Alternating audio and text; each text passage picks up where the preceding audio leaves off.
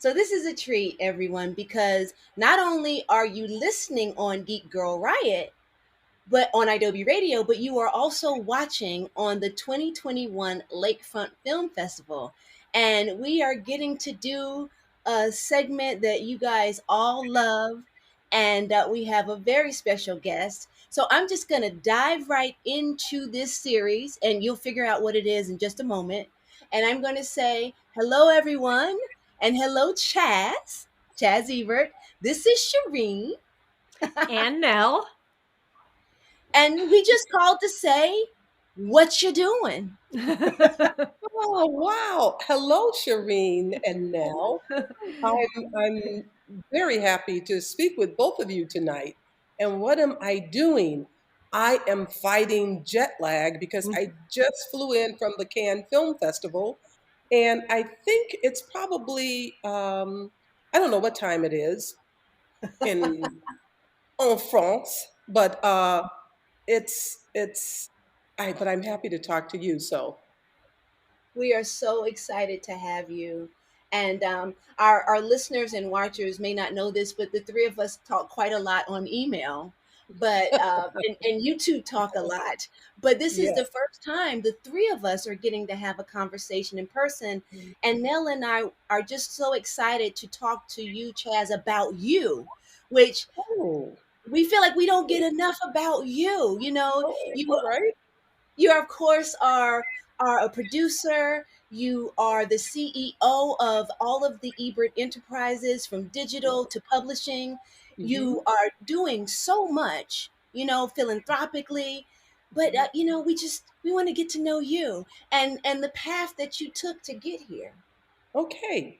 Well, we'll do some of that, but I want to tell you that I thought about you, Shireen, on the closing night of the Cannes Film Festival because first of all, the film that won the Palme d'Or was called Titan, Titane, and its English translation is titanium. And it was only the second time in the 74-year history of Cannes that a woman won the Palme d'Or. And Julia Ducournau, and she won the Palme d'Or, the top prize. Well, there was a controversy the whole night.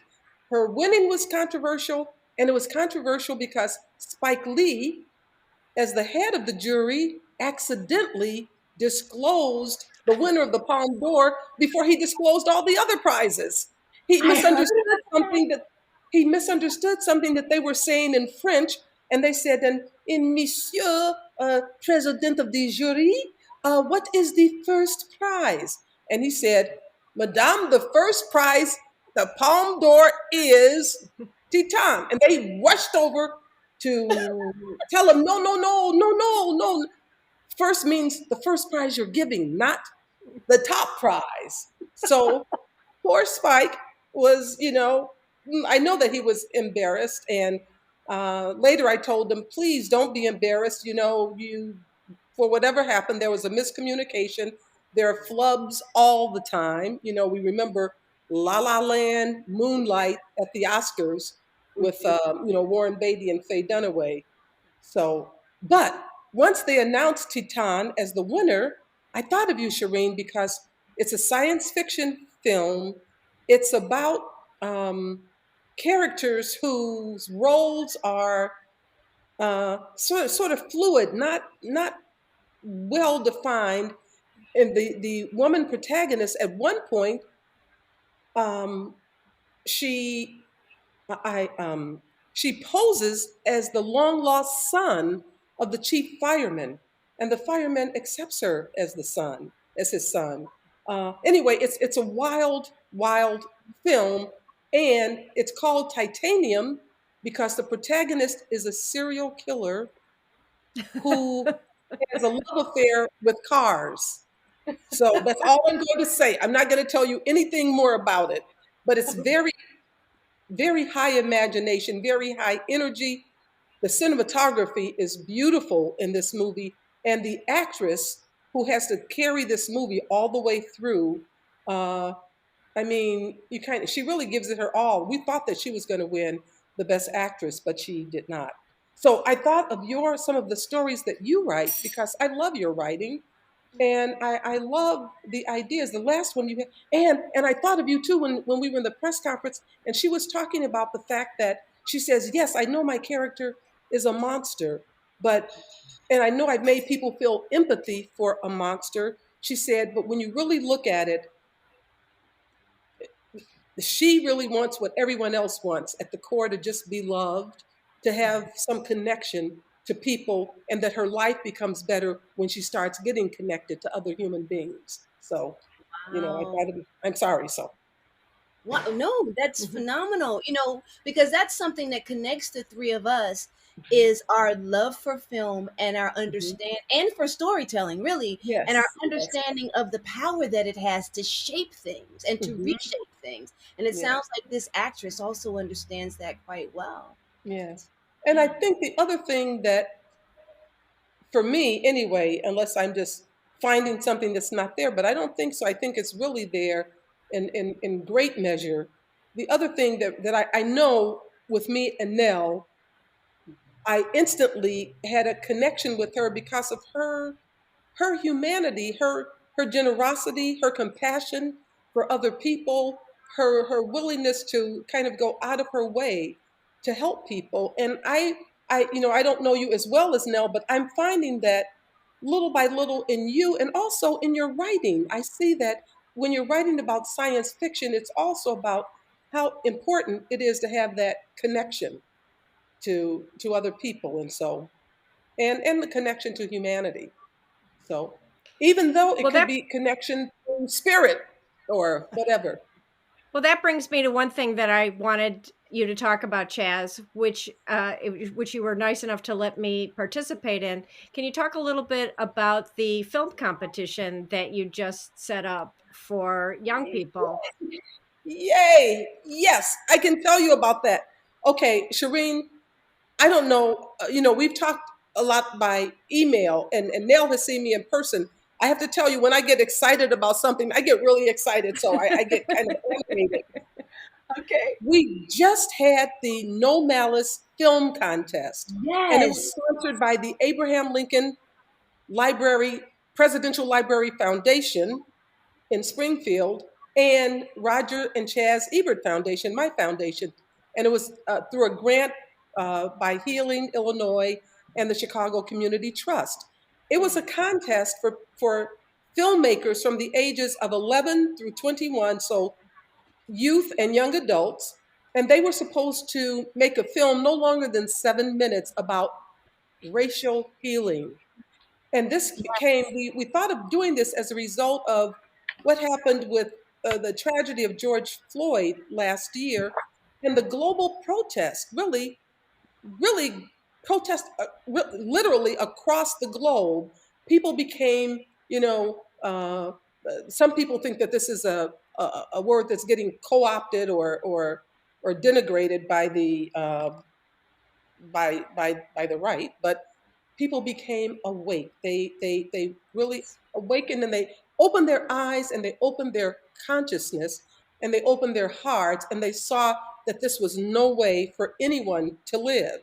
And so corporations started making promises about trying to do more things to bring people together, to try to make the world a better, more equal, balanced place. And schools did it, and churches, and so forth. And we decided, let's look at the young people and see how they're dealing with all of the social justice protests.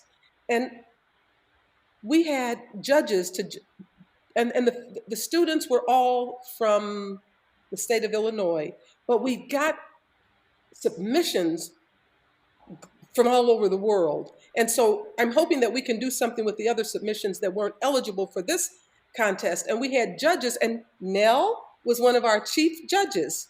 For which Yeah. category were you a chief judge for, Nell?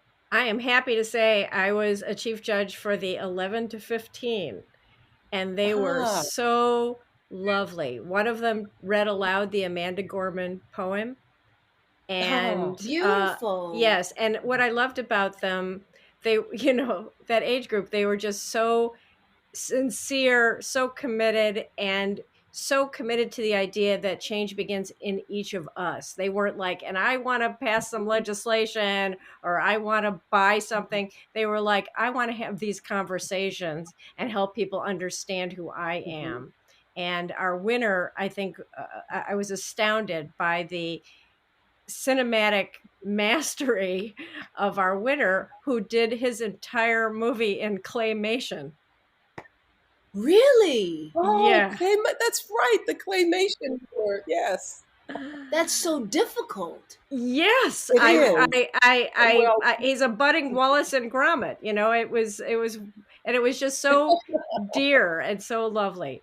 And I think that is just an extraordinary way to get kids to think about problem solving, about who they are, about what they're entitled to ask for, and to understand. mhm. They'll bring that understanding to the media that they absorb. They will bring a more critical eye to the media they absorb as a result of being filmmakers themselves.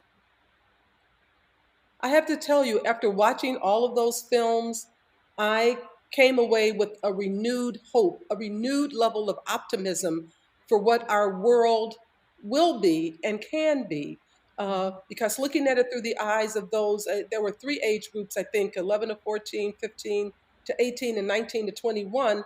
And each one had a particular, um, I would say a particular view for their age group, but they were all pretty astute to me. And Nell, I don't know if you got a chance to watch some of the other age groups Mm-hmm. as well. Mm-hmm. Yeah, Yeah. Yeah. but Yeah. I was impressed by how much the older teenagers had learned from the movies they have watched. And, you know, I once judged a young people's film competition, and I just want to say they were all very influenced by Quentin Tarantino. This one had a better, had a not much this group. had a much better understanding of cinematic language and not just going to be visceral all the time. Yes. Wow, So I cannot wait to see the winners of No Malice. yeah. I'm very excited about that, and it's a horrifying moment, but the fact that the world became inspired by the life and also the killing of George Floyd. And really, I think that people for the first time begin to understand. Oh, this is real. Yeah. When you This tell is us, when we real. say to Yes. you, yeah, that there must be more to the story, and you're telling Hmm. us oftentimes there is not. Yes. Yes. Here we can see it, and we saw his beautiful and brave humanity in his last Yeah. moments, and That's the right. world responded. The world was watching, and that's why I'm not getting too making too fine a point of it, but I I just think that if the world hadn't been stopped by a pandemic so that Mm-hmm. everybody had a chance to really pay attention, to really think, to go inward, to meditate, to look at other people, to have a yearning for human connection, I don't think that the killing of George Floyd would have made as big of an impact on people's consciousness as it did. So there are some things about the pandemic that were, silver linings. Not people having to die, of course, not people getting sick, not people losing jobs or any of that, but there were other things like the fact that the whole world could stop and feel with almost one beating heart what it meant to Yes. watch someone's life get snuffed out by somebody putting their knee on his neck for 9 minutes and 29 seconds. So Yes. I completely agree with you. It was one of those sort of, you know, those of us from Chicago are very aware of the Emmett Till the yes, incident, and about that was also a major Absolutely. turning point. And sometimes it does take, like Rosa Parks, it just takes an mhm, individual with with a real personal experience where you can look them in the face and you can say, oh, I was hearing sort of generalized that, you know, my experience with the police is not the same as your experience with the police, but to yeah, see it, to personalize it in that mhm, way. But I agree with you, because we've had, you know, Sandra Bland, Philandro Castile. We've had many, many, Yeah. many Eric examples, but Garner, Michael the Brown, all of yes. those, yeah. Mhm. But the fact that this did occur at a time Love when that. we were all what a friend of mine calls during the Great Pause, was that we had time to think The about great, it, to I know, absorb it, that's a great and pause. to Yeah, act on it. So yeah, absolutely. And I hope absolutely. that Mr. Floyd's memory will continue to inspire generations. I hope Yes. so, because Mhm. the only way that we know that we can't end racism Mhm. or any of the forms of hate Mhm. without starting with the children. Yeah. You Yes. know, Yeah. they have to have a new mind state in And, order for these and I things to think they change. do, and I don't want to see their minds get poisoned by any of this. I think that they really are going to be our leaders. And we Yes. often think, oh, they're too little to understand it. But as I'm looking at these movies by 11-year-olds, they understand Yeah. everything. And there's Mhm. They get it. one of the movies has a child where a teacher says something insensitive, and the child has to respond to the teacher. And I was just so moved by that.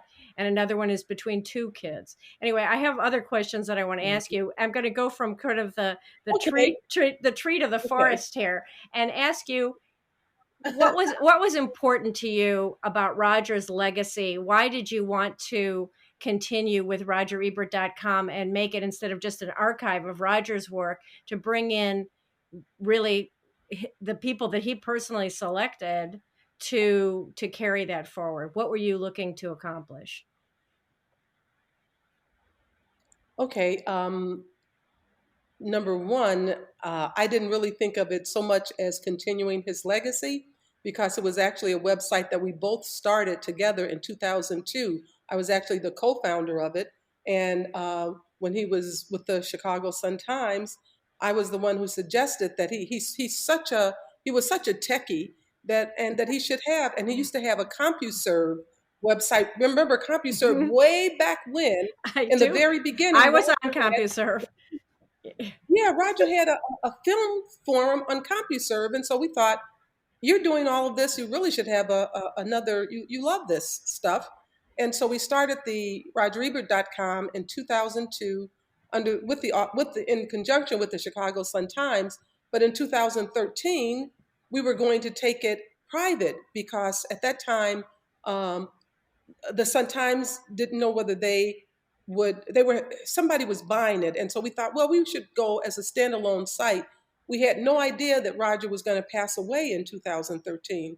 So in 2012, we had begun renovating the website so that we could introduce it to the world, reintroduce it to the world in 2013.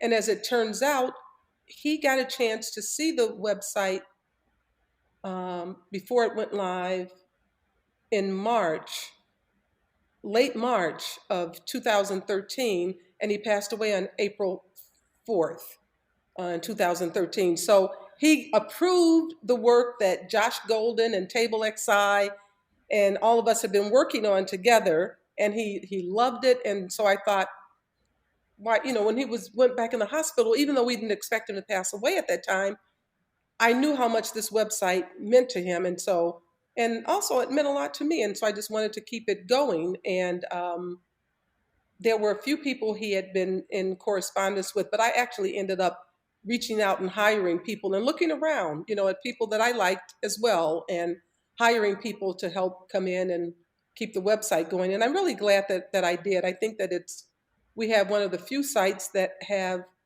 probably, if there are 13 new movies a week, sometimes we are the only ones who may have 13. Mhm. Even the New York Times, which used to have all the movies all the time, a lot of places don't do that anymore. It's just too expensive for them. But we're kind of a little efficient site, so Yeah, it's a wonderful site. It's a thank wonderful you. site, and I wonder. I'm gonna get a little bit more personal, but I'm gonna take a Uh break oh. because Uh oh. yes, Okay. that's who I am. So this is Mhm. Sherin, Nicole, and Nell Minow, and we are interviewing Chaz Ebert, and there is so much more to come. If you're at the Lakefront Film Festival, you've stayed with us all throughout this. But if you're on Geek Girl Riot, you're back from a break. And myself, Sherin, Nicole, and my good friend Nell, Minow. are speaking with the wonderful Chaz Ebert. And this is a "What You Doing" segment, so that's what we're doing. We're just chatting. We're having a little kiki, and it is a wonderful thing where we're talking about film. And before the break, Nell had asked about the legacy of RogerEbert.com, and Chaz had shared that with us. And I wondered, on a more personal level, did you and Roger first connect through your love of film? Like, did that come into the relationship with you? No, we first connected through our love of opera. Uh, Ah, our, our first date was at the Lyric Opera. We saw one of my favorite operas, Tosca, yeah. and we that's how we connected. And we also connected through our love of books.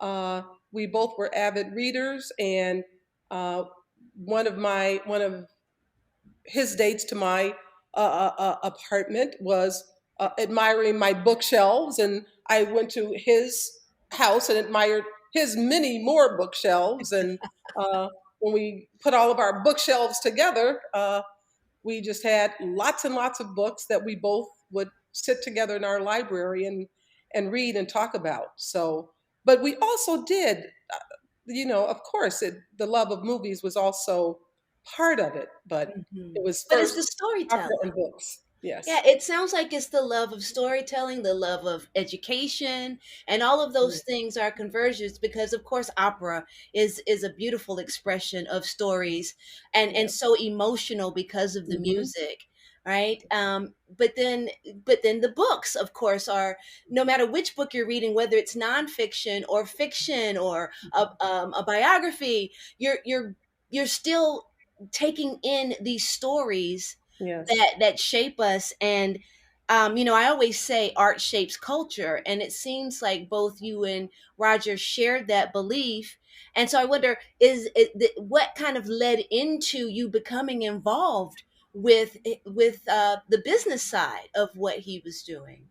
Okay, and that happened back in I think it was 1990 when we met. I was a trial attorney, and he, as our relationship got more serious, um, I didn't realize that he traveled so much, and he didn't realize that I needed to be pretty much in Chicago when I was on trial, and we didn't know how that was going to work. And so, at one point, and also Roger didn't like business very much. He had very good advisors, but he needed someone inside the company to oversee all of the outside interests, the lawyers, the agents, the PR people, the TV side. So he asked if I would, I mean, this was pretty serious, asked if I would retire from practicing law and become the vice president of the Ebert Company. And I had to think That's about it because I had known since I was 6 years old that I was going to be a lawyer, and I liked being a litigator. But I also always liked entertainment law as well. And I always liked films and theater and storytelling. So I thought about it and I thought, if we're going to be together, this probably would be the best way for us not to be apart so much, with me in court and him traveling either to film festivals or speaking engagements. Uh, and so I became the vice president of the Ebert Company, I think in 1990 or 1991. wow. That was a big ask. Yeah. Yeah, it was. At the time, when I think about it, um, okay, I'm going to tell you this story. So when I would meet Roger's friends, he would introduce me and I would ask just questions that I thought were just normal questions that anybody would ask anyone. And he would come to me at the end of the evening and say, um, Chaz, do you know when you talk to people, you don't you interrogate them. I think you I don't think you may not know it. You're very kind and everything, but I think they're afraid of you because you really. And so I said, what? You And I was cross-examine them. intimidated. Yeah, you cross examine them. I said, no. I just thought that this was the way. I had lots of friends who were lawyers, and whenever we went out, everybody was like that because maybe I hung around a lot of type A people. I don't know. I have to tell you this, and I have noticed the people who know me in my later life sometimes are surprised at the Chaz that they hear about at that stage, the charging. People think, because now I talk about kindness and empathy and compassion and all of that, and those are the type of principles I want to bring more into the world. But I still have that, the mother tiger instinct, uh, mother lion instinct, or whatever it is, about protecting those that I know and love, and those who I think um, are not, who are underrepresented or not protected enough. So, but I do it in a way that's now very heart based, whereas before everything was so intellectual for me, was more mind based. And I do like this person that I am now better than I like. I liked her too. I mean, I'm both. I mean, Yeah. She brought you here. yes. Okay. Yes. Yeah. I'll Well, leave it open to Nell because I've asked several questions in a Okay. row. Well, I just want to say that how thrilled I am after missing it last year that Ebert Fest is back up and running, and we're looking Yay. forward to that in just a couple of yes. months. So, you know, Roger always said that movies are an empathy machine because they allow Yes. us to be inside someone else's skin. And so I know Mhm. that's really a strong element in the films that you choose for Ebert Fest. So I know Mhm. you can't tell us what's on the schedule yet, but tell us a little bit about what your criteria are, what you look for in bringing films to Ebert Fest. Okay, one thing that's kind of funny is sometimes the themes don't emerge until after we've chosen the movies, and then we see that there's a theme. One year, it was, about empowering in women. One year, it was more children who were taking charge in some of the films. One year. So it's not, we don't go and say, let's sit down and program a festival about empathy, or let's sit down and program a festival about refugees, or let's sit down and we just say, okay, what are some of the films that we liked and that Roger liked? And that is what, and by we, now I mean Nate Cohen, who is the festival director. He's a professor at the University of Georgia in Athens, and he's been the festival director from day one.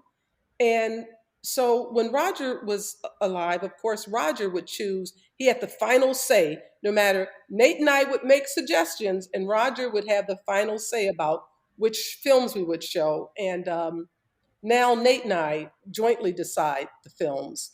And so this year, I can tell you this, what we've noticed because of the pandemic. Did you notice during the pandemic, people were kind of yearning for, there was a nostalgia that people had. And so people were watching older movies.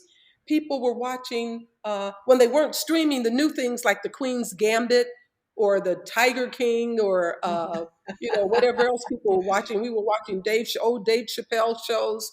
But so people were writing to me asking about older classic movies. And so we decided, let's look and see what's having like a 20th anniversary or 30th anniversary. But also this year, we decided we want to make people laugh, we want to make them smile. So we might have more comedies than usual. Great. Um, that, that's all I can say. That's great because of That's Yeah. the last festival. I have to say, Romy and Michelle's high school reunion was a huge hit at the last festival. Yeah, I like that And movie. I did. It's well, we all did. We all hilarious. went nuts. Sherin, I Yeah. just want to say one thing about the festival, which is that unlike other festivals that I've been to, every movie that we watch is in this grand cathedral of a fabulous Mm. old theater, and we all Mhm. watch every movie together. So it's not like, what have you seen Mhm. that I didn't see, or anything like that. It is Yeah. just, we've all experienced it together. And I always say that I feel like I go and live in Ebertville for a couple of days because it's this, we create a I love it. community. out of this out of this shared experience. And in Mhm. front of the theater now is a beautiful statue of Oh, Roger, who is yes. from that community, who grew up in that Mhm. community, He's from with Urbana, FOMO. Illinois. Yes. Mhm. And he attended the University of Illinois, and they decided there's this artist. Oh my God, I love this artist and sculptor, and I can't remember his name offhand, but he sculpted this beautiful um, maquette of Roger sitting on in a theater chair with two chairs on either side of him, empty, and people love to sit in the chairs and give Bride thumbs and up. And groom. they're Right. talking to A Roger. bride, right. They would, and people like to sit next to him and have their picture with him. It's so fun. That's And amazing. and the other thing about Ebert Fest Film Festival is it does feel like a family. Nell and some of the others who have been coming for many years, people get to know them. People, you stand in line and you want to talk to people. Although with the pandemic, we're trying, and this is the first in person. We had to cancel it last year, and it's usually in April, but we put it off. It's September 8th through 11th in Champaign, Urbana, Illinois, at the um, Virginia Theater. This time, though, we're going to let people reserve their seats in advance and try to have seats on either side of them, kind of free, so that if you want to come with friends, we're asking you all, if you're coming with four people, all four of you should reserve your seats together, and then we'll put a seat on either side of you open. So we're not selling as many tickets this year because we wanted people to feel comfortable. And Yes. they Mm. decided that they can't have the Champaign Park District said they cannot request people to be vaccinated to come. So, Oh, I see. yeah. So, Wow, I anyway, was well that's I happened to look up the statue while we were talking and I yeah. see it. I'm Mhm. looking for the name of the sculptor, but Yeah. I haven't found it yet, but it's a Okay. beautiful piece. I see the two Thank you. chairs and Hmm. I love the idea of what you do at the festival. I think I need to visit. Um You definitely should come. I would love that. because Uh, yeah, yes. that's the beauty of film is sharing that experience and the fact Yeah. that you're not all doing these kind of opposed schedules, but you Yeah. know that you'll all be enjoying something in a single moment. I have to tell you And something else, kind of personal yeah. about the festival. Okay. So I said it's kind of like a family. There have been people who met there, who married. And there's one film critic that I'm going to say his name, David Poland, who supposedly his beautiful little son was conceived at Ebertfest Film Festival.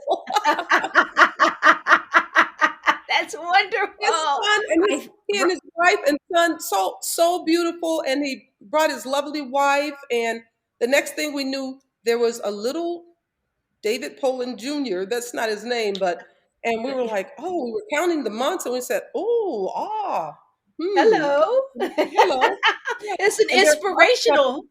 couples, yeah, and some other couples who celebrate their wedding anniversary when they come because they may have met and fallen in love at the festival. So it's a festival of love too. Oh, that's It amazing. is. And to Yeah. your point, we need I'm hearing that the festival follows this kind of zeitgeist where you intuitively choose films and then develop a theme. And what you Yeah. said about what we need right now, that kind of comfort food film Mm-hmm. that, that takes us back to times where we felt good, Mm-hmm. Hmm. you know? Yeah. Or Um, where we at least saw each other, where we could touch each other, where we could hug each other, shake a hand, where we could give our neighbor a helping hand, where we could, you hug. know, hug, where we could fall in love, where we could, Yes. just, yeah. So Yeah. I, and now that I've said all of that, I have to look and see if those films we're considering meet all that criteria. Well, I hope that they do, because I do feel like there's such a huge sense of anxiety Hmm. in these times because people are so scared because they Yes, have touch deprivation in some ways, right. or they just feel kind of isolated in a lot of ways, Yes. even when you're with loved ones. And Hmm. so you're seeing this kind of sense floating around, and entertainment and especially film is a very healing force. Yes. It is. Hmm. I can tell you one consideration that we had, and we talked about it. We had sort of a town hall meeting on Zoom with our Ebert Fest audience, and we were talking about at one time we were thinking of a number of films in the last year have been people who made either short films or full length films, but they were made during the height of the pandemic, are films that were, you see a lot of people on Zoom, or you see people, they make them with phones, and they're about isolation and quarantine, or a lot of illness. And we thought this may be what people need. And then we decided, no, no, it's okay. Once the world is opening up again, let's let's show a world where that we embraced when we actually could embrace. And so there was one film that I think I saw at it's a film festival that had to do with isolation that we might show. We're still not quite sure, but most of the other films are not that. We decided, let's make people smile instead of Yes, being so sad. We had during the Great Pause, we had a lot of sadness. we So Yeah. did. we Yeah. don't want that right now. I want to ask you about one other project which I just heard about, and that is the podcast about Roger and Jean. Yeah. Yes. Yes, I think it's called Roger and Jean podcast or something. It's by Spotify through Ringer. I guess Spotify acquired Ringer, or Mhm. I don't know. But it's not our project. It's a project. The journalist Brian Rafferty came to us and said that he was very interested in writing about the influence that Roger and Gene Siskel had um, on the culture through their film reviews, and how they actually changed the way that the general public watches film, and they actually changed the way that studios helped, started marketing films, and um, and they said they actually even changed the way that some filmmakers made films. And I thought about, oh my God, what's his name? The filmmaker who did, what is the character that Clint Eastwood, Wolverine character? The last Wolverine movie. Old man. Oh well, it's called Logan, but Logan. it's Oh, yes. Hugh Jackman. Hugh Jackman. And And the director wrote an essay about how, and the very last one, I think it was called Logan, got an Logan. Academy Award nomination, or some sort of I think it was an Academy Award nomination. mhm. He wrote about how he changed the character based on Roger's review of the character, when Roger said, why should you invest yourself emotionally in something if the person is so invincible that nothing is penetrable, whether neither death nor love nor anything. Why should you invest yourself emotionally in that character? So he said that he actually changed some of the points about Wolverine, Wolf. Logan, Yeah. whatever, Yeah, it's because Logan. of that. And he ended up getting an Academy Award nomination for it. So Wow. Is I'm this not James saying that Mangold? everybody is. Yes, Yes, James James Mangold. Mangold. Hmm. Thank you so much, James Mangold. Thank you. And I was glad that he said that out loud.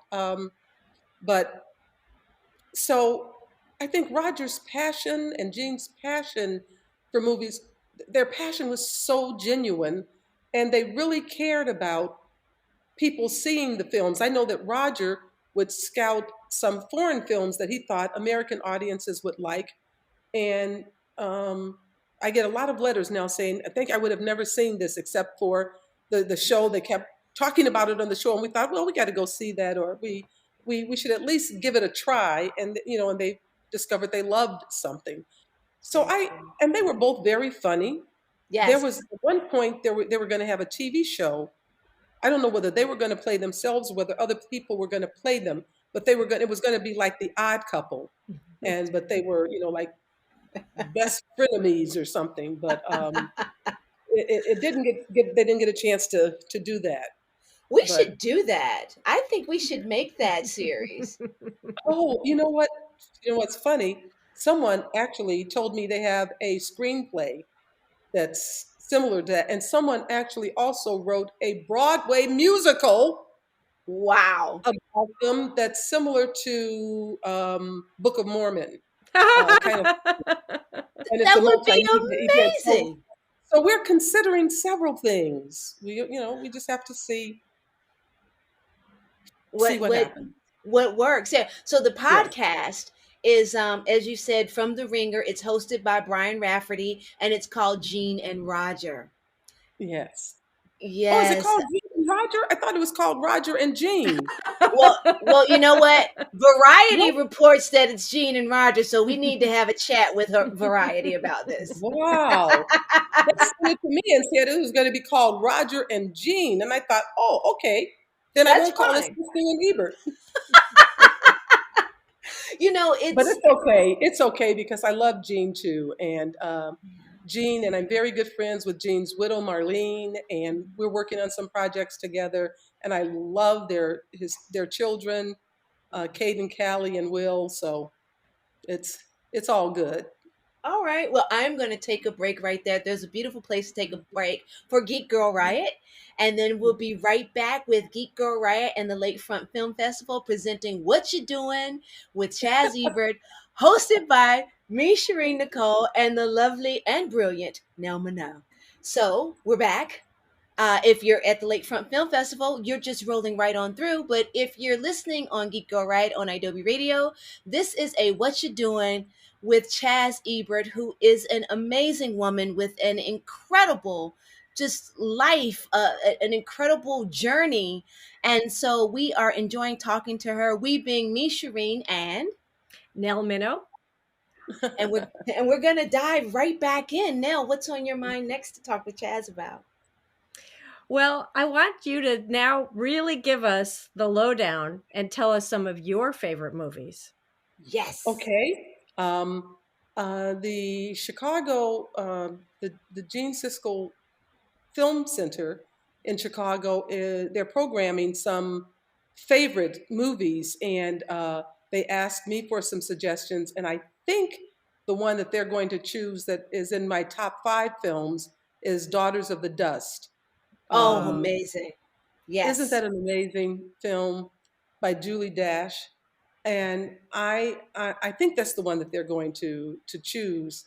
And another in my top 5 is I'm always a little reluctant to say this, but it's the film that maybe because I saw it when I was in college and it made such a big impression on me because I also studied philosophy.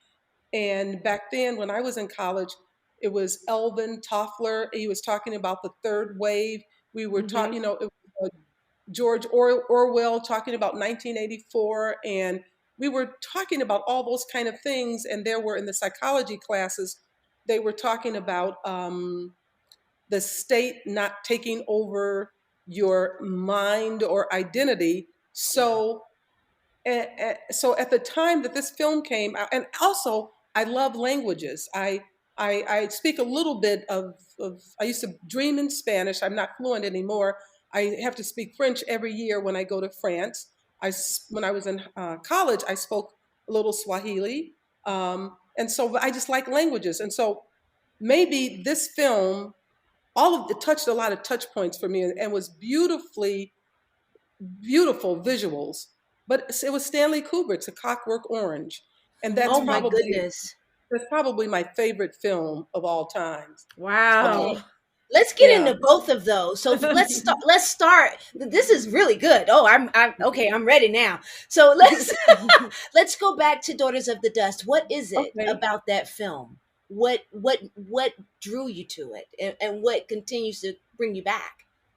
Okay. The thing that drew me to it, there is a spirit through that film, and I really mean the word spirit. When I when I look at that film, I feel like I'm sitting with ancestors. I feel like I'm sitting the with the souls of the women who went before us to prepare a world, whether it was in, the Geechee people of Yes. the island. I think it was in South Gullah, Carolina, the Gullah and Island. Yeah. uh-huh. And or whether it was people who were on, the motherland in Africa, or people who just women, even if it was Nordic women who were going out to blaze a trail. I just feel when I watch that movie, there's so much. I give myself over to it. I just sit back, and it's not even the words or the story or anything. I feel like I'm in a trance when I watch that movie. And it is also too visually beautiful, Yes. and I just think that it's a brilliant film. It is, yeah. It's visceral. I know what you're saying. Like, it's a Mhm, movie that you feel more than you mhm, watch. It You has, mhm. know? well, it reminds me a little bit of what I said to you, Sherin, about your own writing. It has a folkloric feel, like Zora Neale Yes. Hurston, that gives it an eternal sense that this Mhm, is a story that has always existed because it's mhm, the human story. mhm. And the beauty of the images, I think, really is part of it. And it was Mhm. Yeah, such a you thrill to humble me. me to get to meet Julie Dash when she came to Ebertfest. Oh, Yes. Oh yeah, oh, she oh, is. And I would love she's that. and it took almost 26 years, but now I think she's working all the time. Hmm. People, she Because made of Ava brilliant DuVernay. film. Because of Ava Because of DuVernay. Ava. Ava, Yeah. Mm-hmm. Yes, yes, she said she absolutely. could not get another job until Ava DuVernay got Mhm. her working on Queen Which was Sugar, and then striking. she immediately she's Yeah. back in it. Yeah. Ava Right. DuVernay, just as a small aside, I have to say, has been so instrumental in making pathways for so many women and women of color directors, Yes. and bringing them in and giving them the opportunity to work again, and to see Julie Dash's work, which I don't know Mhm. if you both noticed this, but when you see a Julie Dash frame, it's almost like Mhm. Gordon Parks. Hmm. Each Yeah. frame Yeah. is a photograph, Yeah, you It know? is. it has Yes. that glow. Mhm. Yes, Yeah. yes. Hmm. And So Ava is one of the people that I admire the most in this Me world. too. And she's and it amazing. is because of the same things, the same qualities that I say I noticed about Nell when I met Hmm. her. Yes. Generosity of heart, and Yes. the willingness to reach back and pull others with her. Yes. No, there's no jealousy or no me. It's just has to be me. I have to be the first. I have to do this. No, it's like, let's gather everybody around and let's all do this together. And Ava has opened the doors for so many people, just like Spike Lee when his movies first started getting noticed, and he said, I, he got people admitted to unions because he refused to work until they admitted other, especially African Americans, to Yes. unions or do things so he could have people working with him. That generosity, that kind of generosity of spirit. And Ava, so many women have told me, Yes. black, white, Hmm.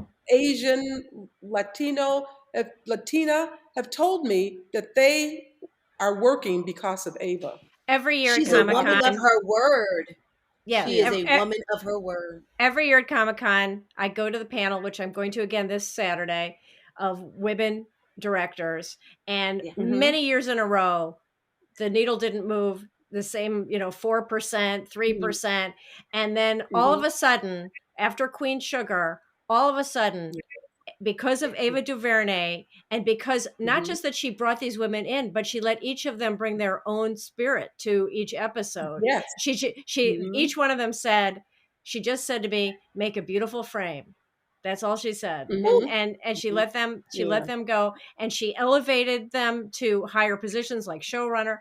And Liesel Schlesinger Hmm. now is doing the Respect movie because she got her start with Ava DuVernay. Just over and Hmm. over and over on these panels, these women say, Hmm. I would not be Yeah. anywhere without Yes. her. Hmm. And I have to And tell you, and for the even below the you line. Oh, Yes, I'm yes. yes, sorry. But yeah. she's launched that. But yeah, and so I Yeah. have friends who are who are working below the line on films who Yes. also tell you how much Array and Ava DuVernay are doing for them. I'm sorry, Mhm. Chaz. Mhm. No, I was going to say that makes me think of another woman who I admire so much that I want to actually sing her praises, and that's Oprah. Yes. Yes. Oprah was a friend, and Oprah actually embraced Ava's vision and helped Mhm. her in some ways bring it about by being a support system, by trusting her to do these things on her network, and Mhm. by befriending her. And so, and I saw that helped, and Yes. Oprah is someone that I had known for years. uh, she actually had a date with my husband Roger before I did. But, uh, but he ended up with me, so it's okay. It's okay. But she's another one who is, has that kind of generosity of spirit and likes to make room for other people. Mhm. And so do both of you. Mhm. And I think everybody watching and listening should know that, Chaz already said about Nell, but we have to say that about you, Chaz, Mhm. Mhm. that you are constantly creating openings, your Women's Writers Week, your Black Writers Mhm. Week, Yeah. the films that you make, The Most Beautiful Thing, and the Oh, story. I love that film. Yeah. It's a wonderful film, and I think that that's a part of why we wanted to do this show, this panel here today, Hmm. was that not enough people know how wonderful you are, and Uh, and how much you contribute to beauty in this world. well, I have to say that some of the things that I do, I'm I don't even know why I do. I'm just driven to do them. And sometimes I wonder, well, why, I could you can just sit, especially after Roger passed away. I said that I was going to take some time away to just really, I said, go contemplate my navel and grieve. And it seemed like things got busier rather than taking time away. Had the website and the film festival that he loved so much, and things were just put in place. I say that a path of breadcrumbs were just laid out for me. All I had to do was follow the breadcrumbs, and I kept doing that and kept doing one thing and then the other. And then I've always, since I was third grade, always wanted to be a philanthropist. So when I was fortunate enough to buy some Google stock at a very early stage, when Nice. that stock got to a certain point, I started my Roger and Chaz Ebert Foundation with it. And so Roger and I decided to kind of concentrate on young people because we wanted to mentor people, but also we wanted to learn from them. And so I love doing things with young people. And I think part of it is I came from a family of 9. I have 4 brothers and 4 sisters, and I was the second youngest. And in my family, my mom and dad were so kind to us. They were so loving. I felt so fortunate that as a family, people say, wow, how could you, in a family of 9, didn't you get lost? No, we all thought we were the favorite child. We really did. I don't know how my mother did that. And so, and my dad, it was like living at the Ponderosa. My dad and my 4 brothers, they were all washing cars and mowing the lawn and, doing things that men do, taking care of the house and looking, being strong to look after us. And so it's funny that I grew up in a traditional household with mom and dad and those roles, but at the same time, my mother was brilliant, and my mother was so we say that when she walked into a room, she brought the sunshine with her. So she was the kind who didn't told the girls, you can do anything too. These are the guys, they're washing the cars. You don't have to wash the cars. If you want to design a car, go do that, or do something. So even though we did cook and all of that kind of stuff, it wasn't, you only had to do the women's roles. And Mhm. so I just see so much promise the thing that I saw is we used to actually take in, my parents weren't foster parents, they were just neighbors. And if a neighbor was, kind of like going through a hard time, maybe the kids or even the whole family may move in with us for a while until they got back on their feet. Yeah. And I got to see firsthand those kids when they were in school and they felt secure and they knew they had a place to sleep, food to eat, how they were thriving in school, how they would, Yes. they would be going on a path of delinquency, how they would turn around, just a little love, a little care, a little kindness, a little compassion, what it did. And so that's the thing, that's what I feel that in my heart, that's what I feel my role is in this world, to bring those kind of things to, and more in this through people. And so I think that the mentorship programs that Nell and everybody who gets involved with any of those things are you're good role models for the people who are going to be our ambassadors of compassion for tomorrow. That's the way I think of it. Oh, So, that's beautiful. Yeah, that is beautiful. And we're going to let that in the main part of this segment for this because okay. we're right at the end. And Oh, and okay. and you just were so that was so amazingly spoken. So then we'll have one last fun thing for you that we always end a what you Okay. doing session with. And that Okay. is if you could live in any fictional universe, whether it be in a opera, a film, a book, a comic book, any fictional universe whatsoever, which universe would it be and why? So it would be a universe that I'm actually creating in it's a universe that actually I probably had a dream about where uh, where kids are not hungry, where they are loved, where people of all races are intermingled together, where they are not jealous of each other, where they know that there is enough, where in the dream I had, I was walking through this town and without talking, people were kind of communicating with each other telepathically. And you could tell whether the person was kind or empathetic or compassionate, or I didn't go by any people who were mean, but there were some people who were a little more reserved, but you could feel it. You could feel their essence just by walking past them. And I don't know if I saw their auras or I don't know, but these dreams that I have, I wonder, sometimes I think these places must have existed at some time. I don't think I would keep dreaming about things like this for no reason. So I keep hoping that one day this is the world we're going to inhabit again. So Oh, thank you so much, Chaz Ebert. This has been an amazing what you're doing chat. I'm just a little bit speechless, so I am I am going to say so much thanks to my co-host Nell Minow. Thank you thank as you. Thank you, always. Neil. Thank you, Shireen. Thank you, So glad talking Chaz. to you. This has Yeah, been such a pleasure, and I hope we can do yes, it in person sometime. we have Yes. to. Yes, And look at Nell's books. I love looking at her library. this is my first time seeing it. It's You know, Okay. amazing. my Yes. my books on the other shelf, they're all my books by people I know, and that's where all my Roger books are. It's on the other shelf. Oh, okay. Love it. Love it. But yes, Chaz, thank you. This has been, I'm going to pull out a word I haven't used in a very long time. Mhm, This has not only been fun and mhm. engaging and it just, but it's edifying. Mhm. Oh, thank And, you. and so, yes, so thank you so much. Big love. I mean, not the polyamorous kind.